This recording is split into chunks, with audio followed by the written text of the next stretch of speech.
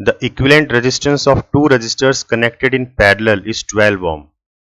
तो क्या कह रहा है कि कोई दो रजिस्टर हैं जो कि पैरेलल में कनेक्टेड हैं, R1 R2, और इनकी जो पैरेलल कॉम्बिनेशन है वो कितनी है, 12 ओम है। मतलब ये कह लो कि 1/R parallel is equal to 1/R1 plus 1/R2। तो RP कितना हो जाएगा, R1 R2 upon R1 plus R2। तो जो इक्विवेलेंट है ये अपनी कितनी है, ये 12 ओम है। If one of the register is 18 ओम, इन दोनों में से कोई एक 18 ओम मान लेते हैं, the value of the other register is,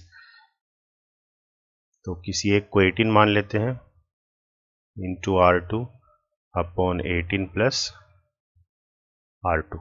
तो इसको थोड़ा सा सोल्व कीजिए आप, तो ये हो जाएगा 12 into 18 plus 12 R2 is equal to 18 R2। तो 12 इंटू 18 इज इक्वल टू, ये आपका बन जाएगा 6 R2, और 6 3 ज़ा 18 और 12 3 ज़ा 36 ओम। So this is the correct option. Next question. When n registers are connected in parallel, the resultant is x ohm, and if they are connected in series, the resultant becomes. तो क्या कह रहे हैं कि n number of registers हैं जो कि किस में कनेक्टेड हैं, पैरेलल में कनेक्टेड है, तो उसकी जो R इक्विवेलेंट आएगी वो कितनी आएगी अपने पास, R upon n, and the resultant is x ओम, और ये किसके बराबर है, ये x के बराबर है। If they are connected in series, अगर उनको सीरीज में जोड़ देते हैं तो कितनी बनेगी, तो सीरीज में क्या हो जाएगा, R सीरीज, तो ये बनेगा अपने पास n टाइम्स R। तो अब एक्सप्रेशन में nx है ना, तो R की जगह ये क्या हम निकाल सकते हैं, R की जगह हम पुट कर सकते हैं ना nx, तो n और nx, तो कितना हो जाएगा n square x, n square x. So this is the correct option. Next question. In the circuit shown, the potential difference between x and y is m. इसके अक्रॉस जो potential difference है वो x volt है, m volt है sorry, and the potential across 40 ohm resistor is n, और इसके across जो potential है वो n वोल्ट है। देयरफॉर देयर वैल्यूज आर, अब वैल्यूज क्या होंगी, तो देखिए अभी ये सर्किट कैसा है, ओपन सर्किट है ना, क्लोज तो है ही नहीं, ये यहां से एक्स वाई ओपन एंड है, तो इसका मतलब क्या हो गया कि इसके अंदर से कोई भी करंट फ्लो नहीं करेगा, यानी कि जो आई है वो किसके बराबर है, 0 के बराबर है, क्योंकि कोई भी करंट फ्लो नहीं करेगा, ओपन सर्किट है। और 120 वोल्ट का मतलब क्या हो गया कि यहाँ पे जो पोटेंशियल डिफरेंस है उसमें 120 वोल्ट का गैप है, यानी कि पॉजिटिव एंड आपका 120 वोल्ट है और जो नेगेटिव एंड है वो आपका 0 वोल्ट है। तो इस तरीके से पोटेंशियल डिफरेंस कितना आया, 120 वोल्ट, ठीक है ना, या फिर वोल्ट कह लो 120। तो इसके अक्रॉस कितना रहेगा, अब देखिए सेम पोटेंशियल चलेगा यहाँ पे, तो इसके इस एंड पे पोटेंशियल कितना रहेगा अपना, 120 वोल्ट रहेगा, ठीक है ना। अब क्योंकि सर्किट कनेक्ट नहीं है तो इसका मतलब इसके इस एंड पे भी कितना पोटेंशियल रहेगा, यहाँ पे भी 120 वोल्ट ही रहेगा, ठीक है ना। तो कोई भी वायर है, कंडक्टिंग वायर है, करंट कब फ्लो करता है उसमें, जब उसमें पोटेंशियल डिफरेंस होता है, ठीक है ना। अगर दोनों एंड्स आपके अगर सेम पोटेंशियल पे होंगे, इफ पोटेंशियल ऑफ ए और is equal to potential of B, तो करंट क्या होगा उस केस में, 0 होगा। तो इसका मतलब ये दोनों एंड जो है सेम पोटेंशियल पे हैं, तो 120 वोल्ट पे ही हैं, तो इसके अक्रॉस जो है कोई करंट फ्लो नहीं होगा। और पोटेंशियल डिफरेंस पूछा है तो पोटेंशियल डिफरेंस भी कितना हुआ, 0 हुआ ना भाई, सेम पोटेंशियल पे हैं, तो पोटेंशियल डिफरेंस कितना हो गया, VB माइनस VA, कितना आया, 0 आया, तो 0 पोटेंशियल आएगा, तो ये तो हो गया 0। और यहां पे देखिए 120 वोल्ट है और ये 0 है, तो यही 0 जो है यहां पे मिलेगा आपको, तो यहां पे आपको मिलेगा 0 वोल्ट और यहां पे मिला 120 वोल्ट, यानी कि एक्स वाई के ऊपर कितना पोटेंशियल आ रहा है, 120 वोल्ट। तो m आपका 120 वोल्ट और n की value 0 volt. So this is the correct option. Next question, find the effective resistance between A and D if R is equal to 10 ohms। अब इन सब की वैल्यूज जो है 10 ohm है और ए और डी के बीच में आपको पोटेंशियल डिफरेंस देखना है। तो देखिए इस तरह के जब भी क्वेश्चन होते हैं तो जिन दो एंड्स के बीच में पूछा जाए इक्विवेलेंट रेजिस्टेंस, तो हमेशा ये समझ के चलो कि इन दोनों के बीच में ही जो है अपने को सप्लाई लाइन दे रखी है, ठीक है ना। जो पोटेंशियल है वो इन दोनों एंड्स के बीच में है, इस तरीके से मान लेते हैं अपन। आप ऐसे समझ सकते हो कि इन दोनों एंड्स के बीच में हमने पोटेंशियल दे रखा है, ठीक है। तो अगर ये पॉजिटिव एंड लेता हूं तो करंट की डायरेक्शन ये होगी, ये करंट की डायरेक्शन होगी। अब करंट यहां पे मेरा डिस्ट्रीब्यूट हो गया, ठीक है, और यहां पे मेरा फिर से डिस्ट्रीब्यूट हो गया करंट, और यहां पे मेरा करंट डिस्ट्रीब्यूट हो गया, और यहां पे करंट मेरा इकट्ठा होकर यहां गया है, इस तरीके से गया है। तो देखिए ये जो करंट जा रहा है इस आर्म के ऊपर, ठीक है ना, ये करंट का कोई एंड पॉइंट है नहीं, ओपन सर्किट है एक तरीके से। तो इसका मतलब करंट यहां पे जाएगा नहीं, तो ये रेजिस्टेंस अपने काम नहीं आएगी। इस तरीके से देखिए ये जो करंट जा रहा है ये भी देखिए ओपन है एक तरीके से, कहाँ जा रहा है, कहीं नहीं जा रहा, तो इसका मतलब ये रेजिस्टेंस भी अपने कोई काम नहीं आएगी। तो ये बीच का जो बचा है ये अपने काम का है। तो ए पॉइंट ये है अपना, यहां से एक रेजिस्टेंस आई और फिर ये आगे दो पार्ट्स में डिवाइड हो गया, एक रेजिस्टेंस और फिर ये वाली रेजिस्टेंस अपन लेंगे इस तरीके से, तो दूसरी रेजिस्टेंस। ऐसे इधर देखो एक रेजिस्टेंस ये है और फिर इसके बाद एक रेजिस्टेंस ये आई, ठीक है ना, और ये दोनों इकट्ठे होकर फाइनल रेजिस्टेंस इसके पास जा रहे हो। मतलब इसको R1, R2, R3, R4, R5, R6 नाम दे देते हैं। तो R1, R2, R3, R4, R5 और ये हो गई अपनी R6, ठीक है ना। तो अब तो बहुत इजी हो जाएगा ये हर एक की वैल्यू कितनी है, 10 ओम है, 10 ओम है सबकी वैल्यू ना। तो इसका तो हो गया 10 ओम और इनका सीरीज कॉम्बिनेशन जो बनेगा वो बन जाएगा आपका 20 ओम और इसका 20 ओम और ये, तो ये हो गया 20, 20, 10, 10, ठीक है ना। और फिर इसका इक्विवेलेंट आप निकाल लीजिए, तो ये अपने पास आया 30 ओम ओवरऑल, ठीक है ना, क्योंकि तीनों सीरीज में है। तो this is the correct option, 30 ohm. Next question क्या कह रहा है, the graph between the potential difference and current drawn from a cell is shown. The EMF and internal resistance of the cell is EMF and internal resistance. तो देखिए हमने इस तरह से रिलेटेड एक थ्योरी की थी कि कोई भी बैटरी है अपनी, ठीक है ना, ये उसकी इंटरनल रेजिस्टेंस है और किसी भी लोड के अक्रॉस वो कनेक्ट होती है। तो EMF और लोड के अक्रॉस आपका जो पोटेंशियल आता है वो V आता है और ये इंटरनल रेजिस्टेंस उसकी R है, ठीक है। करंट आपका मान लीजिए आई फ्लो हो रहा है। तो हमने क्या देखा था कि जो पोटेंशियल ड्रॉप होता है वो किसके बराबर होता है, E माइनस IR होता है ना, ठीक है ना। EMF हमेशा ज्यादा होता है पोटेंशियल ड्रॉप से, तो ये वाली इक्वेशन आप ध्यान में रखिए, ठीक है। और ये भी क्योंकि सेल की बात हो रही है तो इसमें ये टर्मिनल पोटेंशियल डिफरेंस ये V दे रखा है आपको और ये आपको करंट I दे रखा है। तो करंट और वोल्टेज के बीच में ये आपका स्लोप है, तो स्लोप किसका है, ये R का है, ठीक है ना, इंटरनल रेजिस्टेंस दे रहा है ये। तो एक तरीके से स्ट्रेट लाइन भी है। तो इक्वेशन ऑफ स्ट्रेट लाइन हम क्या पढ़ते हैं, y is equal to m x plus c, equation of straight line.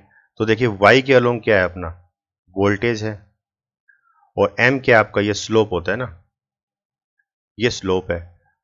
तो ये तो हो गया आपका, और x के अलोंग आपका करंट है, तो इसको हम लिख सकते हैं ना RI, और प्लस C आपका बाइसेक्टर होता है ना, जो y एक्सिस पे कहाँ कट कर रहा है। तो ये आपका क्या है, टर्मिनल पोटेंशियल EMF। तो एक तरीके से आप कह सकते हो ये आपकी टर्मिनल पोटेंशियल डिफरेंस यानी कि ये आपकी EMF है। तो इन दोनों इक्वेशंस को आप कंपेयर कीजिए, पहले मैं वैल्यू पुट कर देता हूं। V की वैल्यू कितनी है, I की वैल्यू कितनी है 5, और R की वैल्यू कितनी हो गई, इसको एक बार R रख लेते हैं, प्लस E की वैल्यू अपनी 2 वोल्ट। ठीक है ना, तो यही पूछा ना, the EMF and internal resistance of the cell. तो EMF तो अपनी 2 वोल्ट आ गई, EMF 2 वोल्ट आ गई अपनी। अब देखिए एक्चुअल में इस क्वेश्चन में कहीं पे भी लोड की बात नहीं हो रही, ये R अपना क्या है, लोड है, रजिस्टिव लोड है, तो लोड की कहीं बात हो नहीं रही है। तो एक्चुअल में अपना सर्किट ओपन सर्किट एक तरीके से, ये पोटेंशियल डिफरेंस मतलब EMF और ये इंटरनल रेजिस्टेंस R, बस इतना दे रखा है सर्किट में, लोड की कहीं बात है नहीं। तो इसका मतलब V अपना क्या होगा, 0 होगा। तो उस हिसाब से देखा जाए तो क्या बन गई equation, -5R is equal to 2। तो R की वैल्यू कितनी होगी, -2/5, तो -0.4 ओम। ठीक है ना। अब रेजिस्टेंस में अब ये जो नेगेटिव साइन का कोई मायने रखता नहीं, अपने को मैग्नीट्यूड चाहिए, तो R की मैग्नीट्यूड होगी अपने पास 0.4 ओम। ठीक है ना, नेगेटिव साइन यहाँ मैटर नहीं करता, तो R अपनी होगी 0.4। ठीक है ना, तो कौन सा ऑप्शन है, 2 और 0.4, so this is the correct option. ठीक है ना, इंटरनल EMF 2 वोल्ट और internal resistance of the cell is 0.4 ohm. Clear. Next question, find the current I in the network. इस नेटवर्क में करंट I हमें निकालना है, ये वाला करंट निकालना है। तो देखिए ये इनपुट करंट है, तो इनपुट करंट तो यहां पे कितना आ गया, ये दोनों करंट ऐड हो जाएंगे तो यहां पे हो गया अपना 4 एम्पियर। ठीक है ना, तो अब ये 4 एम्पियर ही जा रहा है। अब ये 4 एम्पियर में से 1 एम्पियर इधर चला गया, तो इधर कितना गया, इधर आपका चला गया 1 एम्पियर, तो इधर कितना गया 3 एम्पियर, और 3 एम्पियर में से 1.3 एम्पियर इधर चला गया, तो बाकी का कितना बच गया, तो इधर कितना गया 3 माइनस 1.3 एम्पियर, तो that will come out 1.7 ampere. Next question, find the ammeter reading when circuit is closed. तो एमीटर हमें जनरली क्या बताता है, करंट बताता है ना, तो हमें करंट फाइंड आउट करना है। तो देखिए ये आपकी सप्लाई लाइन है, पॉजिटिव नेगेटिव, तो करंट की डायरेक्शन ये है, ये मान लीजिए कोई आपका I करंट है। अब देखिए यहां पे ये करंट क्या हो जाएगा, डिस्ट्रीब्यूट हो जाएगा, I1 और ये बन गया आपका I2। अब देखिए ये सेम करंट जो है I1 ये यहां तक आ रहा है I1। ठीक है, यानी कि B, C और D मतलब इस दो आर्म के अंदर ये सेम करंट चल रहा है। इसका मतलब ये दोनों रजिस्टर क्या है, ये सीरीज में है, और ये किसके साथ, इसके साथ, इस 3 ओम रजिस्टर के साथ पैरेलल है। ठीक है ना, तो इसका इक्विवेलेंट सर्किट डायग्राम आप बना सकते हो। तो कैसे बनेगा, ठीक है, तो 3 + 3 ये आपका हो जाएगा 6 ओम, और ये आपका है 3 ohm, this is 3 ohm and this is 3 ohm. कोई करंट निकालने से पहले आपको इक्विवेलेंट रेजिस्टेंस निकालनी पड़ेगी सर्किट की, बिना उसके आप नहीं कर पाओगे। तो हम क्या कर रहे हैं, इक्विवेलेंट रेजिस्टेंस निकाल रहे हैं। अब देखिए ये दोनों क्या है, पैरेलल में है, तो R डैश कितना हो जाएगा आपका 2 ओम। अब देखिए ये करंट जो है इन तीनों में, तीनों रेजिस्टेंस में सेम करंट जा रहा है, इसका मतलब तीनों क्या है, सीरीज में है। तो 3 वोल्ट सप्लाई है, करंट I हमें निकालना है, और सीरीज में क्या हो जाएगा, ये टोटल हो जाएगी 8 ओम। ठीक है ना, तो as per Ohm's law V is equal to IR, तो from here we can find out the value of I, that is V upon R, 0.37 ampere. Next question, find the total resistance, that means equivalent resistance आपको निकालनी है, R equivalent. Total current I निकालना है आपको। Current flowing through 3 ohm resistor, मान लीजिए current ये जा रहा है ना, तो ये करंट I जो है आपका यहाँ पे डिस्ट्रीब्यूट हो गया, तो ये I1 हो गया और ये हो गया I2। तो आपको क्या करना है, करंट थ्रू 3 ओम रजिस्टर, यानी कि आपको I2 निकालना है। Potential difference across 4 ohm register, इसका इक्विवेलेंट सर्किट डायग्राम बनाइए आप। कैसे बनेगा, 4 ओम रजिस्टर और ये दोनों क्या है, पैरेलल में है, R डैश मान लेते हैं इसको, तो R डैश अपनी कितनी हो जाएगी, 2 ओम हो जाएगी। तो ये पैरेलल कॉम्बिनेशन इसका आ गया 2 ओम। अब देखिए, अब सीरीज में हमें पता है पोटेंशियल क्या होता है, डिस्ट्रीब्यूट होता है, तो इसके अक्रॉस कितना आएगा पोटेंशियल V1 और इसके अक्रॉस पोटेंशियल कितना आएगा V2, ठीक है ना। तो potential difference across 4 ohm register, यानी कि हमें क्या निकालना है, V1 निकालना है। तो इसको अगर इसका इक्विवेलेंट बनाए तो एक सिंगल रजिस्टर आ जाएगा।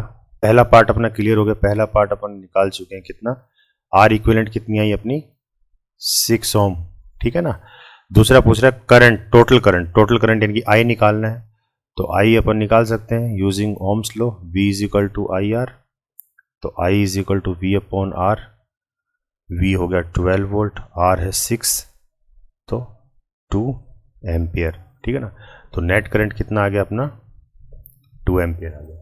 फिर पूछा करंट थ्रू 3 ओम रजिस्टर, ये I1 निकालना है अपने को। तो I1 निकालने के लिए आपको पहले V2 निकालना पड़ेगा। तो अब देखिए, अब इस वाले सर्किट डायग्राम में देखिए, क्योंकि ये सीरीज कॉम्बिनेशन है, दोनों रजिस्टर सीरीज में है, तो पोटेंशियल आपका सीरीज में क्या होगा, डिस्ट्रीब्यूट होगा। तो जो नेट पोटेंशियल है वो आपका क्या बना, V is equal to V1 plus V2। यहां तक क्लियर है।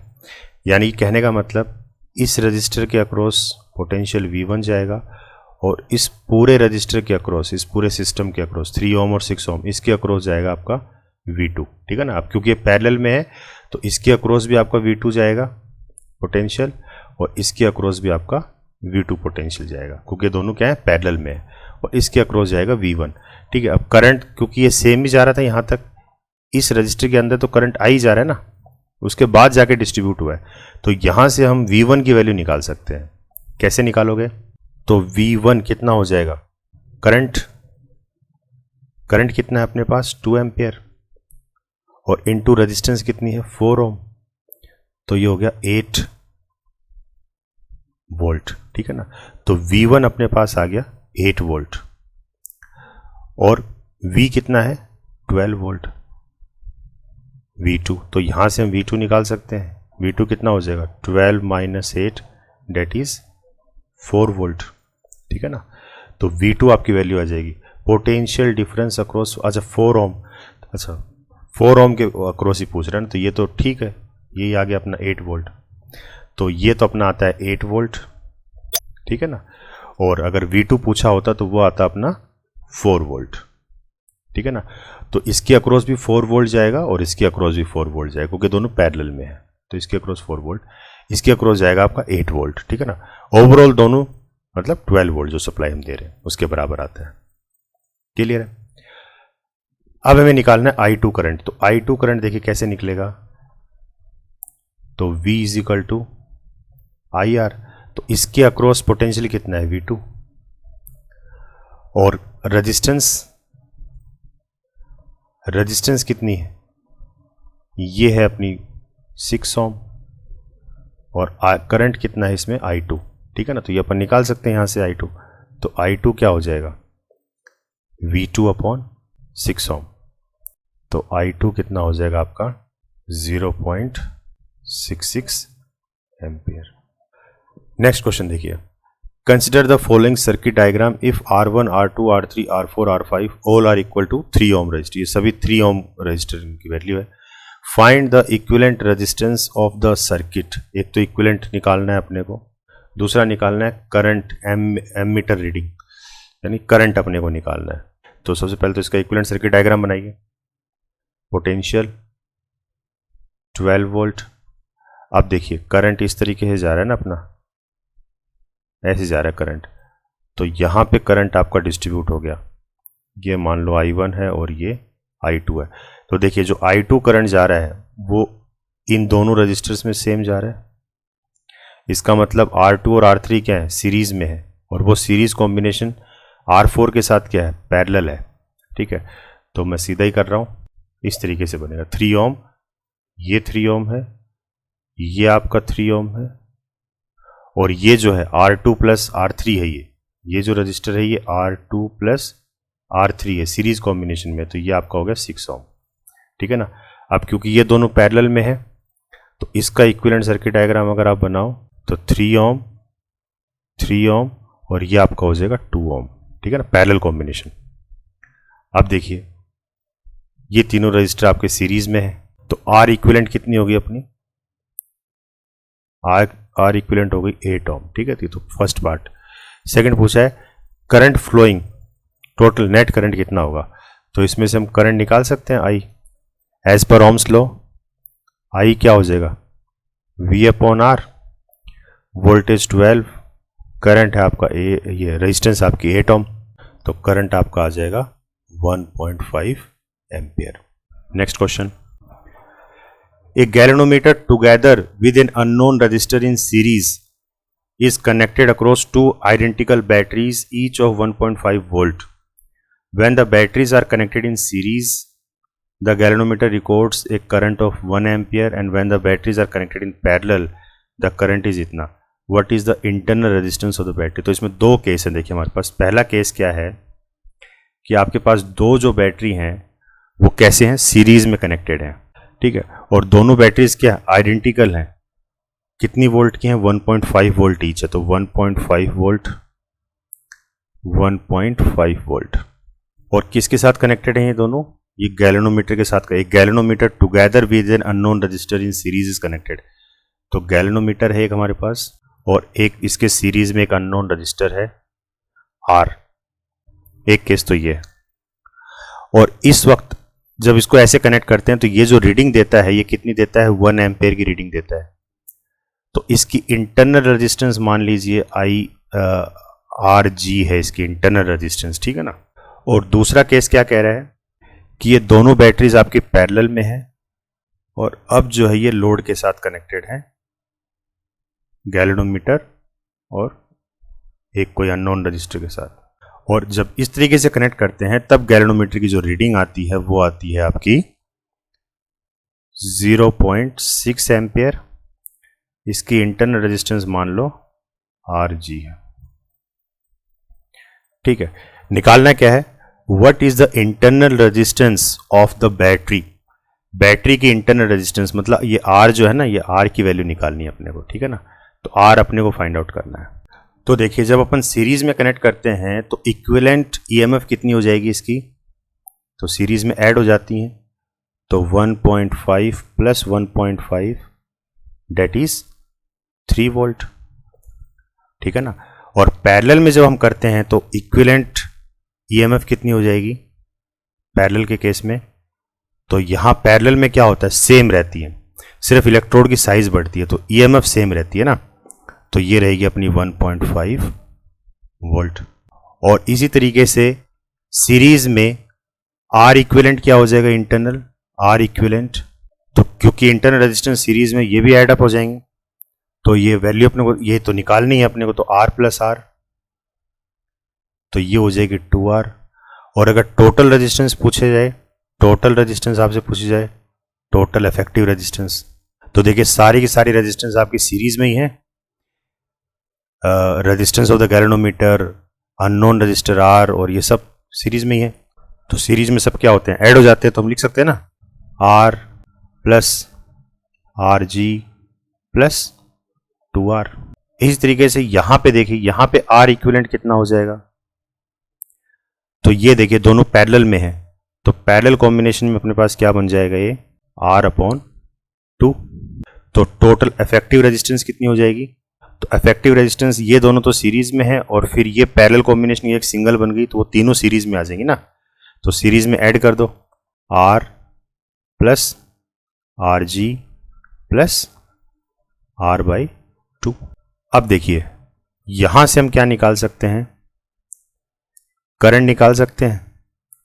तो करंट क्या होगा, E upon total resistance that is R plus R G plus 2R।